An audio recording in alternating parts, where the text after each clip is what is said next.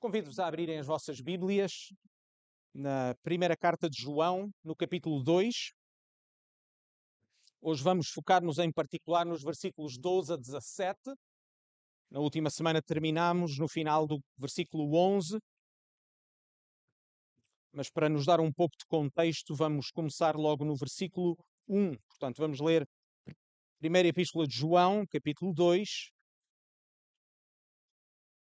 E vamos ler dos versículos 1 até ao 17, sabendo que depois iremos focar-nos nos versículos 12 a 17.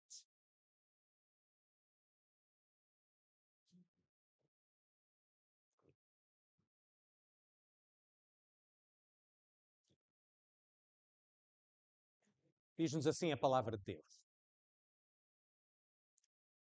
Meus filhinhos, estas coisas vos escrevo para que não pequeis. E se alguém pecar, temos um advogado para com o Pai, Jesus Cristo, o justo. Ele é a propiciação pelos nossos pecados, e não somente pelos nossos, mas também pelos de todo o mundo. E nisto sabemos que o conhecemos, se guardarmos os seus mandamentos. Aquele que diz eu conheço e não guarda os seus mandamentos é mentiroso, e nele não está a verdade. Mas qualquer que guarda a sua palavra, o amor de Deus está nele verdadeiramente aperfeiçoado. Nisto conhecemos que estamos nele. Aquele que diz que está nele também deve andar como ele andou. Irmãos, não vos escrevo mandamento novo, mas o mandamento antigo que desde o princípio tivestes. Este mandamento antigo é a palavra que desde o princípio ouvistes. Outra vez vos escrevo um mandamento novo, que é verdadeiro nele e em vós, porque vão passando as trevas e já a verdadeira luz alumia. Aquele que diz que está na luz e aborrece o seu irmão, até agora está em trevas. Aquele que ama o seu irmão está na luz e nele não há escândalo. Mas aquele que aborrece o seu irmão está em trevas e anda em trevas e não sabe para onde deve ir, porque as trevas lhe cegaram os olhos. Filhinhos, escrevo-vos, porque pelo seu nome vos são perdoados os pecados. Pais, escrevo-vos, porque conhecestes aquele que é desde o princípio. Mancebos, escrevo-vos, porque vencestes o maligno. Eu vos escrevi, filhos, porque conhecestes o Pai. Eu vos escrevi, pais, porque já conheceste aquele que é desde o princípio. Eu vos escrevi, mancebos, porque sois fortes, e a palavra de Deus está em vós, e já vencestes o maligno. Não ameis o mundo, nem o que no mundo há. Se alguém ama o mundo, o amor do Pai não está nele. Por tudo o que há no mundo, a concupiscência da carne, a concupiscência dos olhos e a soberba da vida, não é do Pai, mas do mundo. E o mundo passa, e a sua concupiscência. Mas aquele que faz a vontade de Deus permanece para sempre. Na semana passada fomos confortados na certeza que temos em união com o Senhor Jesus. O nosso desejo enquanto cristãos, enquanto filhos de Deus, é obedecer a Deus em todas as coisas, mas sabemos isto. Vejam o início do capítulo que nós acabamos de ler, na segunda parte do versículo 1. Sabemos isto, que quando pecamos, diz-nos o texto, temos um advogado para com o Pai. Jesus Cristo, o justo. Ele é a propiciação dos nossos pecados. Que alegria, irmãos, que alegria sabermos que o Senhor Jesus não nos abandona aos nossos pecados, mas que se ofereceu no nosso lugar. Podemos confiar que somos vencedores e que podemos vencer o pecado, porque o Senhor Jesus já venceu a batalha. Podemos lutar contra o pecado na certeza que a nossa vitória não depende dos nossos méritos, da nossa capacidade, da nossa habilidade. A nossa consciência está limpa, não porque somos perfeitos em nós mesmos, mas porque o Senhor Jesus nos representa. Ele é a nossa justiça. Ao mesmo tempo, a certeza do facto de que estamos reconciliados com Deus. É algo que, segundo o apóstolo João, é manifesto e visível. Para o apóstolo, esta realidade invisível de reconciliação com Deus, de termos os nossos pecados perdoados, esta realidade invisível tem uma medida visível. Vejam o versículo 3. E nisto sabemos que o conhecemos, se guardarmos os seus mandamentos. Este é um teste real, segundo o apóstolo João. A medida da nossa fé reflete-se na forma como obedecemos a Deus. Ainda assim, a maior preocupação de João, notem, irmãos, enquanto escreve esta carta, não é, em primeiro lugar, que eles duvidem da sua fé ou da sua salvação. Antes, pelo contrário, a sua maior preocupação é que eles se mantenham firmes na fé. Mais do que duvidar de que Deus os salvou, João quer que eles vivam de acordo com a nova vida que Deus lhes deu. João acredita que eles são cristãos. No texto que vamos ver hoje, dos versículos 12 a 17, é isso mesmo que vamos ver, com 2 pontos simples. O primeiro, a verdade, e segundo, ponto número 2, consequência. Comecemos pelos versículos 12 a 14, a verdade. João deseja encorajar todos os que são membros da igreja a qual ele escreve. Paulo quer encorajar todos, independentemente da longevidade ou da sua maturidade na fé. Notem que nas Escrituras a segurança e a certeza da nossa salvação não está dependente do número de anos que passaram desde o momento em que o Espírito Santo nos deu fé e transformou o nosso coração. Tanto está salvo aquele que se converteu ontem, como aquele que se converteu há 50 anos.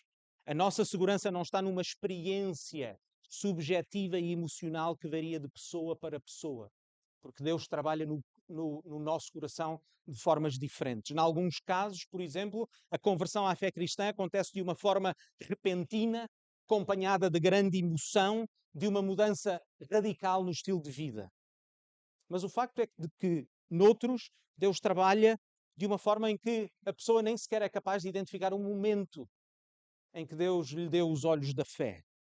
As experiências são diferentes, mas notem, a fé é a mesma.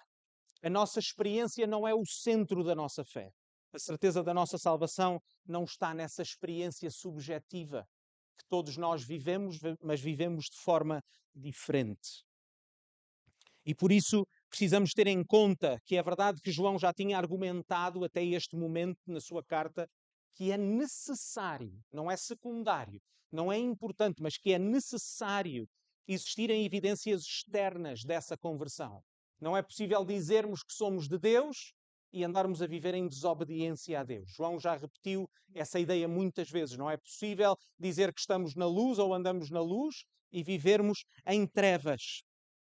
Não é possível dizer que temos comunhão com Deus e não termos, por exemplo, comunhão com a Igreja. Essas pessoas, segundo João, muito claramente, são mentirosas, são enganadoras, porque a evidência da sua vida contradiz a sua falsa profissão de fé. Ou, por exemplo, num texto muito conhecido do apóstolo Tiago, como lemos em Tiago 2, 17 a 19. Assim também a fé, se não tiver as obras, é morta em si mesma. Mas dirá alguém, tu tens a fé e eu tenho as obras. Mostra-me a tua fé sem as tuas obras e eu te mostrarei a minha fé pelas minhas obras. Tu crês que há um só Deus? Fazes bem. Também os demónios o creem e estremecem.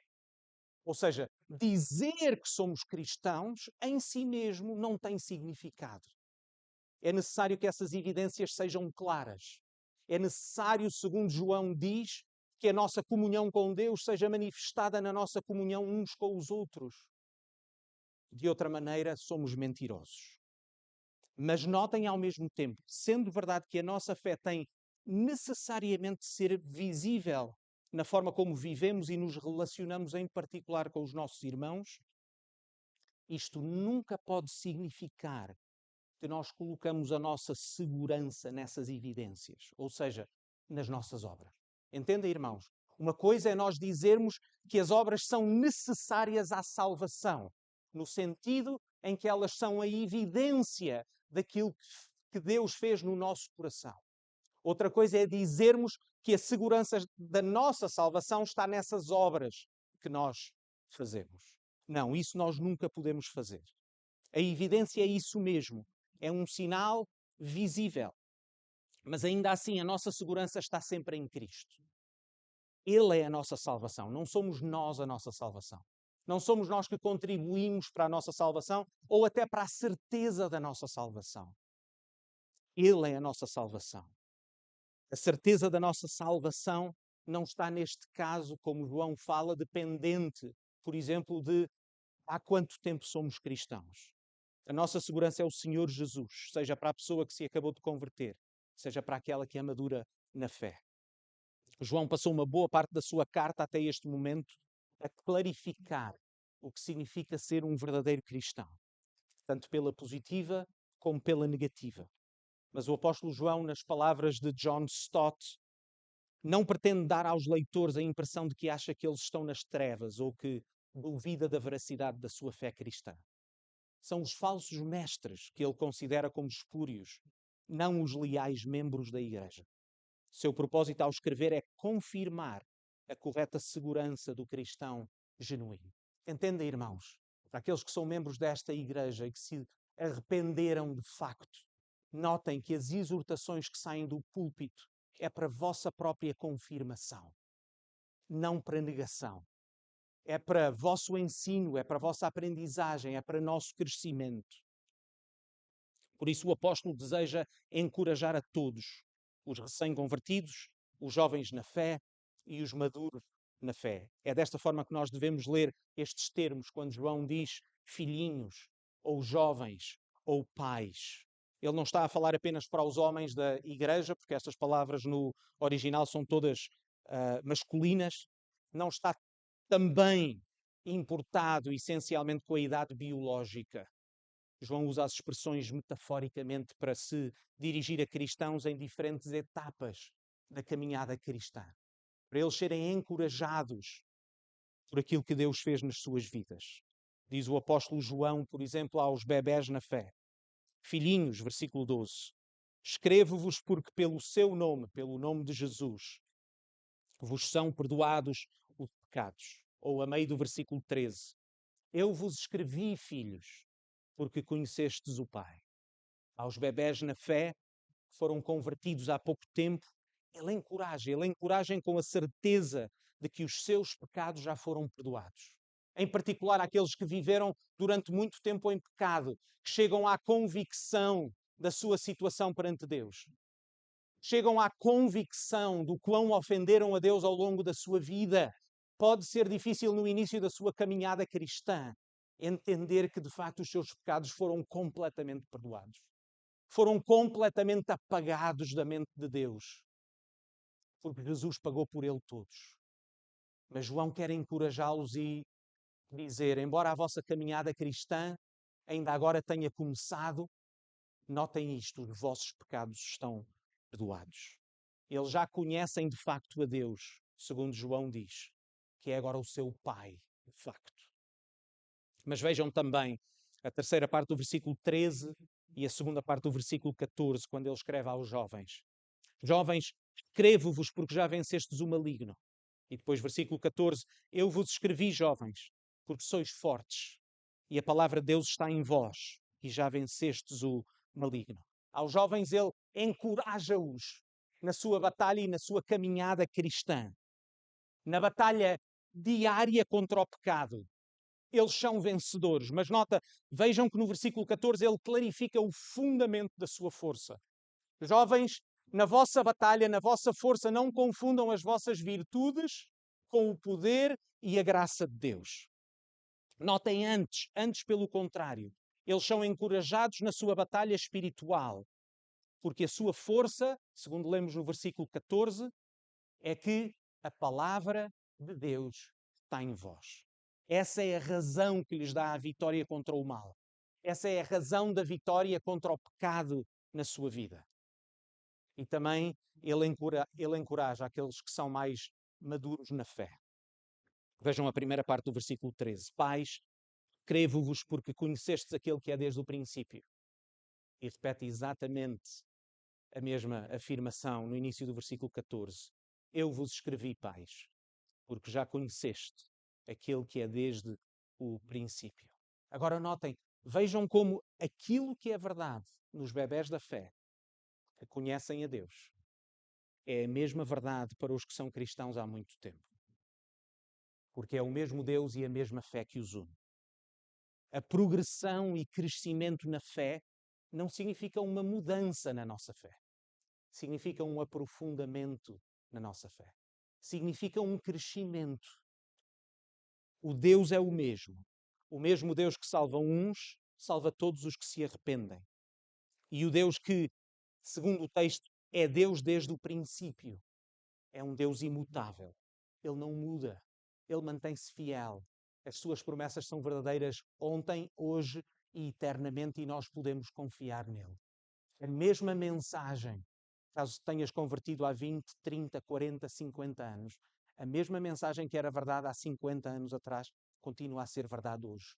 Porque Deus não muda e as suas promessas são verdadeiras. Queridos irmãos, que as verdades básicas do Evangelho nunca envelheçam na nossa vida. Que nunca possamos tomar por garantido o perdão dos nossos pecados. Sejamos encorajados uma e outra vez acerca da nossa salvação. Que a mensagem do Evangelho de que o Filho de Deus se tornou homem para salvar os pecadores, pecadores como tu e eu, continua a ser a razão da nossa vida e a segurança da nossa esperança. E que esta verdade seja o principal assunto da vida desta igreja e dos nossos relacionamentos. Mais do que conversas de circunstância, mais do que camaradagem, que o nosso desejo seja encorajar-nos uns aos outros na mensagem do Evangelho e na esperança comum que nós temos. A vida cristã, queridos irmãos, não é apenas um conceito teórico. A nossa fé muda radicalmente a forma como nós pensamos, a forma como nós vivemos. A verdade acerca da vida, da morte e da ressurreição do Senhor Jesus muda radicalmente a realidade em que vivemos. E é por isso que precisamos de passar para o ponto número 2, versículos 15 a 17. Consequência. Vejam como João expõe mais uma vez a consequência das coisas que ele acabou de enumerar. Se são verdades estas coisas, se os vossos pecados foram perdoados, se vocês conhecem a Deus, se já venceram o maligno, então, versículo 15, não ameis o mundo, nem o que no mundo há. Notem, este é o primeiro imperativo que João usa nesta carta. Lembram-se, o apóstolo já tinha mencionado a razão pela qual escreveu esta carta. Lembram-se, irmãos? Vamos lembrar. Versículo 4 do capítulo 1. João já tinha dito, estas coisas vos escrevemos para que o vosso gozo seja completo, que a vossa alegria seja completa. E depois no início do versículo 1 do capítulo 2. Meus filhinhos, estas coisas vos escrevo para que não pequeis. João escreve com este cuidado paternal, com o desejo de ver os irmãos firmes na fé. Mas João sabe, e nós precisamos de saber e precisamos de ser lembrados, que nós só podemos ser verdadeira e permanentemente felizes se largarmos o pecado, se não amarmos mais o mundo. Se o mundo que antes nós amávamos, se as coisas que antigamente nós amávamos, nós deixarmos para trás e amarmos o nosso Deus. Que eles só podem viver para a razão pela qual foram criados, que eles foram salvos do seu pecado. Que esse era o mesmo pecado que quebrava o seu relacionamento com Deus, mas que agora eles foram reconciliados. Por isso, para que eles possam ser verdadeiramente felizes, para que eles possam ter este gozo completo, como João disse, que era a razão pela qual escrevia a carta, João exorta-os. Não ameis o mundo, nem o que no mundo há. Este mandamento pode parecer estranho, irmãos, especialmente à luz do facto que João acabou de escrever que Jesus morreu pelos pecados de todo o mundo. Como é que isto pode ser, então? Vejam o versículo 2 do capítulo 2. João tinha acabado de dizer estas palavras. E ele é a propiciação pelos nossos pecados, e não somente pelos nossos, mas também pelos de todo o mundo. Irmãos, como é que João pode estar a dizer que Jesus morreu pelos pecados de todo o mundo e agora dizer-nos para não amarmos o mundo? O que quer dizer este mandamento à luz daquele que é provavelmente o versículo mais conhecido de toda a Bíblia? Ou será que a maioria dos membros desta igreja não sabe de cor João 3,16? Porque Deus amou o mundo de tal maneira. Como é possível, então? Como é possível que as Escrituras digam que Deus amou o mundo de tal maneira a ponto de enviar o seu Filho unigênito para que todo aquele que nele crê não pereça, mas tenha a vida eterna, pode dizer agora, não ameis o mundo. Mas, irmãos, não existe contradição, porque a palavra mundo, nos versículos 2 e 15, refere-se a coisas diferentes. O mundo, em João 3,16, refere-se à humanidade caída, em particular ao seu povo, de que Deus ama o mundo com este amor compassivo, de que nesse seu amor Jesus morreu por pessoas de todo o mundo. O seu amor estende-se a todo o espaço e tempo, pessoas espalhadas por todo o mundo, ao longo de toda a história, de que o seu evangelho, que as boas notícias do Senhor Jesus são para ser pregadas a todo o mundo. E nós, cristãos, irmãos, não apenas podemos, mas devemos cultivar este amor pelo mundo. A compaixão pelos perdidos, o desejo de ver aqueles que estão perdidos salvos. Mas quando João, no versículo 15, exorta estes cristãos a não amarem o mundo, ele refere-se a um mundo e a um amor muito diferentes. Neste contexto, o mundo refere-se a um sistema que está organizado contra Deus debaixo da autoridade de Satanás. O mundo, neste caso, no versículo 15, é tudo aquilo que se opõe a Deus e à sua igreja. Neste contexto, o amor com que nós não devemos amar o mundo é este tipo de amor de associação, o tipo de amor de união, um tipo de amor de devoção. Devemos amar os perdidos com o desejo que sejam salvos, mas não devemos amar o mundo no sentido em nos unirmos a ele. Não devemos amar o mundo no sentido em que não devemos depositar nele a esperança do nosso prazer e da nossa alegria. Amar o mundo, aqui no versículo 15, é colocarmos neste mundo os nossos afetos, a nossa aliança, a nossa esperança. Amar o mundo, aqui no versículo 15, é tomarmos parte deste sistema que se opõe a Deus. É, por outras palavras, sinónimo daquilo que João já tinha dito: andar nas trevas, andar em pecado, desobedecer a Deus. Por isso, neste sentido, irmãos, não ameis o mundo, nem o que no mundo há. João acrescenta e clarifica no final do versículo 15: se alguém ama o mundo, o amor do Pai não está nele. Não é possível amar o mundo e o Pai ao mesmo tempo. Na Bíblia existe uma antítese clara entre Deus e o mundo, entre Deus e tudo aquilo que se opõe a Deus. Uma dicotomia muito clara entre Deus e os seus aliados, e entre o mundo e aqueles que com ele se associam. Bem sei, irmãos, que esta é uma visão muito impopular hoje. Hoje queremos falar de inclusão, queremos falar de aceitação. Estas coisas passaram a ser lei na nossa cultura.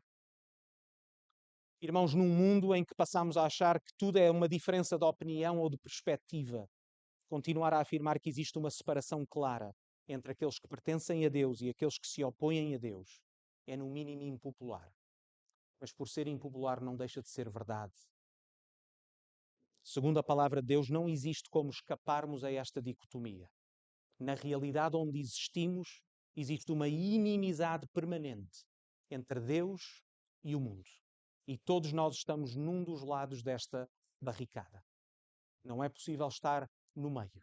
Ou estamos de um lado ou estamos noutro.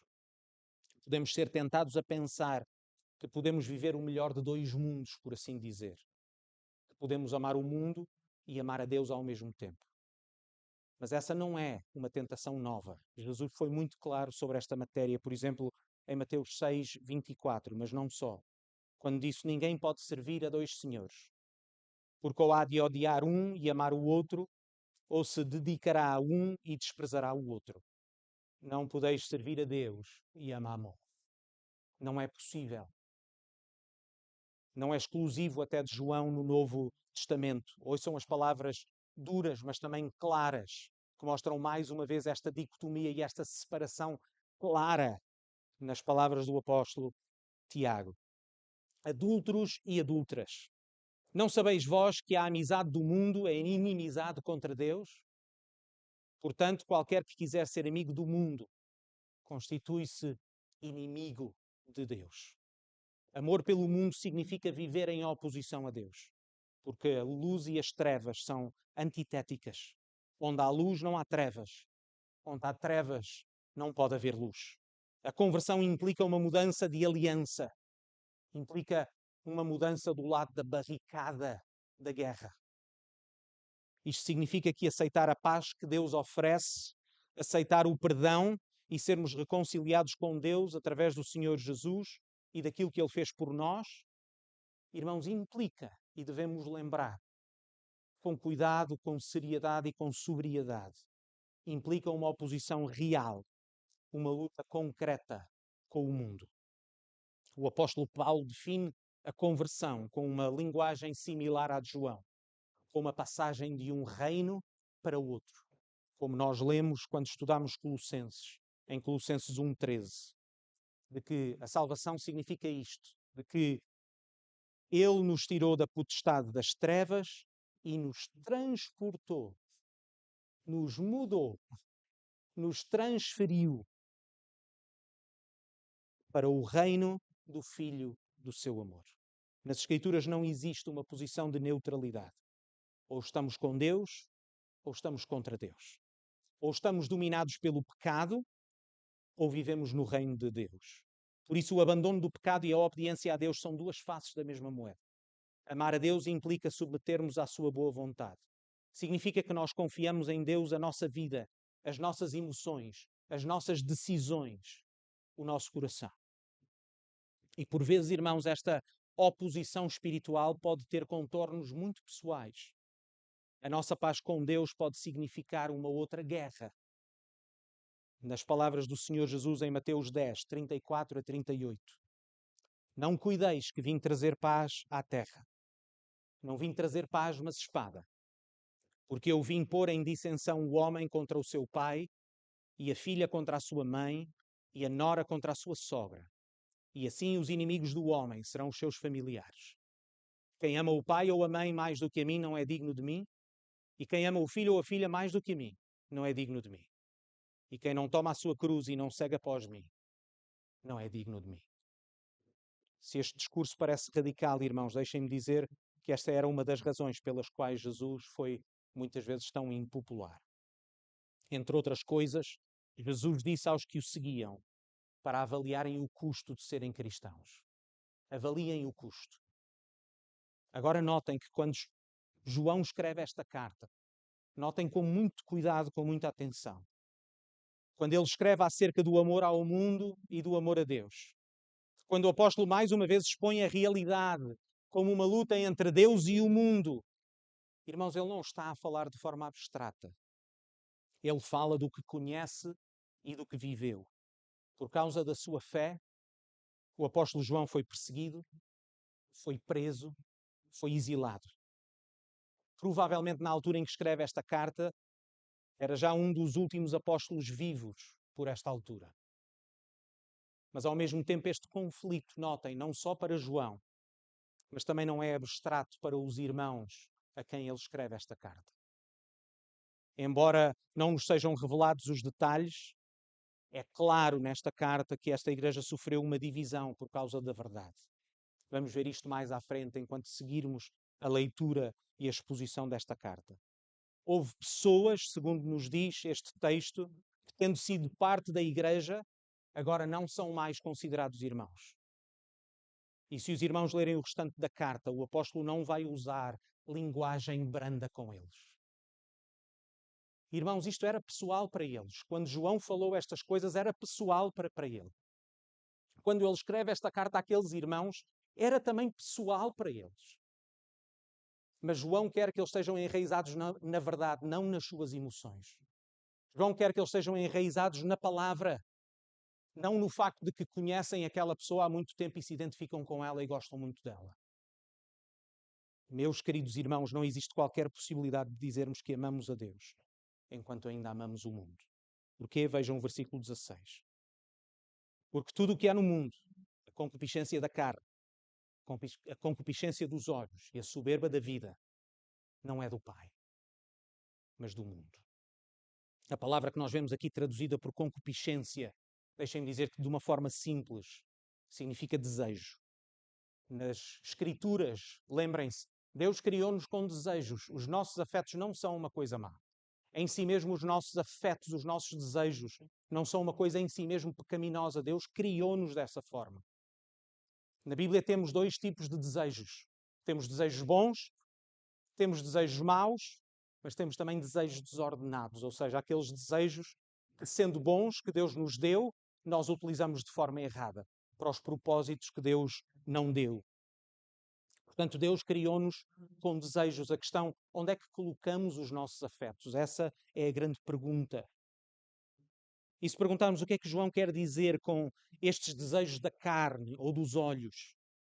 O que é que João quer dizer com a soberba da vida? Como um outro autor bíblico afirmou, queridos irmãos, não existe nada de novo debaixo do céu. Convido-vos a abrirem as vossas Bíblias em Gênesis capítulo 3. Deixem-me dar-vos um exemplo, uma ilustração muito prática e muito bíblica daquilo que João está a falar. Vejam Gênesis capítulo 3. No momento em que Eva está a ser tentada, no momento em que ela está a ceder à tentação, lemos estas palavras em Gênesis 3:6. Quando Deus tinha dito o quê? Podeis comer de todas as árvores do jardim, mas da árvore do fruto do bem e do mal, dessa não comereis, porque no dia em que comerdes, certamente morrereis. Certo? Deus tinha dito de forma clara a Adão. Eva foi tentada e vejam o que diz. Vejam como é que Eva respondeu. E vendo a mulher que aquela árvore era boa para se comer e agradável aos olhos, e árvore desejável para dar entendimento, tomou do seu fruto e comeu. E deu também ao seu marido, e ele comeu com ela. Irmãos, não existe nada de novo. Vejam os paralelos tão claros entre aquilo que o apóstolo João diz e aquilo que nós lemos logo no pecado original, que na realidade é a natureza do pecado ainda hoje. Nós temos a palavra de Deus que nos diz claramente o que é bom e o que é mau, o que é certo, o que é errado, como devemos viver. Deus revela-se a nós e revela a sua vontade. Mas apesar da sua palavra, vejam, e vendo a mulher que aquela árvore era boa para se comer. Irmãos, são os desejos dos nossos olhos, os desejos da nossa carne. Ela era agradável aos olhos. Somos atraídos pelos desejos dos nossos olhos. E conclui esta coisa, que era uma árvore desejável para dar entendimento. Como é que ela concluiu estas palavras? Porque é que ela concluiu estas coisas? Porque Deus tinha dito que era assim? Não. Porque ela tinha olhado para a árvore e tinha decidido fazer a sua própria avaliação. Deus disse, é mau, mas Eva disse, é bom. Deus disse, no dia em que dela comerdes, certamente morrereis, mas os desejos da carne era boa para se comer, os desejos dos olhos era agradável aos olhos, então a sua conclusão da sua cabeça, completamente em desobediência a Deus, ela conclui, é uma árvore desejável para dar entendimento. Irmãos, de uma forma simples, o pecado é o orgulho humano que julga ser maior e melhor que Deus. É o orgulho, é esta soberba da vida que avalia as coisas a partir dos seus desejos e razão contra aquilo que a palavra de Deus afirma. A nossa tentação e pecado não são diferentes em natureza do pecado de Eva. Deus disse, mas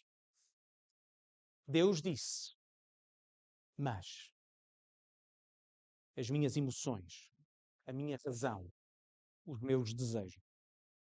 No nosso orgulho, nós somos tentados a confiar em nós. Por isso, finalmente, ouçam esta exortação com este resultado, versículo 17. O mundo passa e a sua concupiscência, os seus desejos, mas aquele que faz a vontade de Deus permanece para sempre. Mais uma vez, irmãos, não existe neutralidade, porque a verdade tem consequências. No final do dia, o facto é que o mundo não pode cumprir o que promete. Tudo o que o mundo promete é fugaz e passageiro. Deixem-me dizer claramente. Se vives em pecado, se estás em pecado hoje mesmo, se estás a viver em desobediência a Deus, esse prazer vai acabar. Não interessa se sentes que vai ser eterno, não importa o nível de paixão que envolve, não importa as juras de amor que publicamente anuncias, o que o mundo oferece não é permanente. E o mundo passa, e a sua concupiscência, mas aquele que faz a vontade de Deus permanece para sempre. Esta é a certeza que nós temos. Seguir a Deus implica abandonar o mundo. Seguir a Deus implica negar-nos a nós mesmos. Mas a promessa é que deixamos algo passageiro por algo permanente. Algo inferior por algo superior. Quando João os exorta a não amarem o mundo, lembrem-se, é o seu bem que João deseja. Lembrem-se mais uma vez da forma como ele iniciou esta carta. Versículos 3 e 4 do capítulo 1. Quando João diz: o que vimos e ouvimos, isso vos anunciamos. Para quê? Uma coisa boa. Para que tenhais comunhão conosco. E a nossa comunhão é com o Pai e com o seu Filho Jesus Cristo. E depois, versículo 4. Estas coisas vos escrevemos. Portanto, quando João escreve, eu escrevo estas coisas para que não pequeis. Quando João dá este mandamento e este imperativo, não ameis o mundo, nem o que há no mundo. João diz assim, estas coisas vos escrevemos, para que o vosso gozo se cumpra. Não amem o mundo, para que possam ser verdadeiramente felizes. Esta é a experiência de cristãos ao longo dos séculos. O nosso Deus é bom, de que não trocamos o nosso Deus, o seu amor e a sua graça por nada neste mundo, por muito atrativo que nos possa parecer. Essa foi a experiência do apóstolo João, tendo sido perseguido e preso, humilhado e exilado. Ainda assim escreve esta carta: não amem o mundo. O mundo não tem nada para vos oferecer de forma permanente. Amem a Deus, aquele que permanece para sempre. Nós seguimos a Deus, nós procuramos obedecer a Deus, nós procuramos amar a Deus, porque aquilo que temos em Cristo é muito superior e melhor do que o mundo pode dar. Nas palavras do apóstolo Paulo, e terminamos desta forma, quando ele escreve à igreja em Filipe, no capítulo 7, versículos 7 a 11, ele olha para a sua vida passada, olha para o status que ele tinha dentro do judaísmo, dentro dos seus irmãos de nascença, por assim dizer. Lembra-se de todas essas coisas, todas as suas posses. E diz assim: mas o que para mim era ganho, reputei a perda por Cristo. E na verdade tenho também por perda todas as coisas, pela excelência do conhecimento de Cristo Jesus, meu Senhor, pelo qual sofri a perda de todas estas coisas e as considero como esterco, para que possa ganhar a Cristo.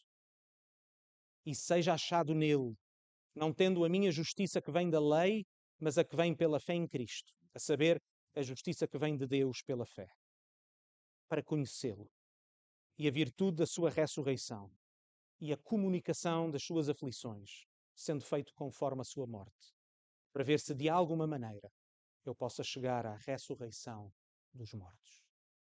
Irmãos, que a excelência do Senhor Jesus seja tal, nós possamos olhar para tudo o que o mundo oferece e possamos dizer, como Paulo, é esterco.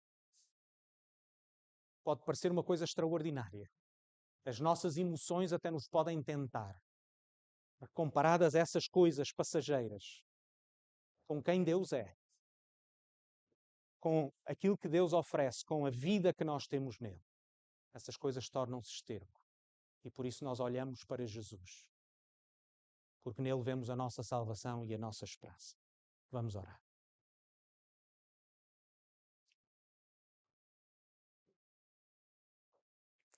Pai do céu, nós vimos a Ti, porque Tu és a nossa esperança. Nós vimos a Ti também, porque nós somos fracos. Ouvimos a Tua palavra e somos convencidos.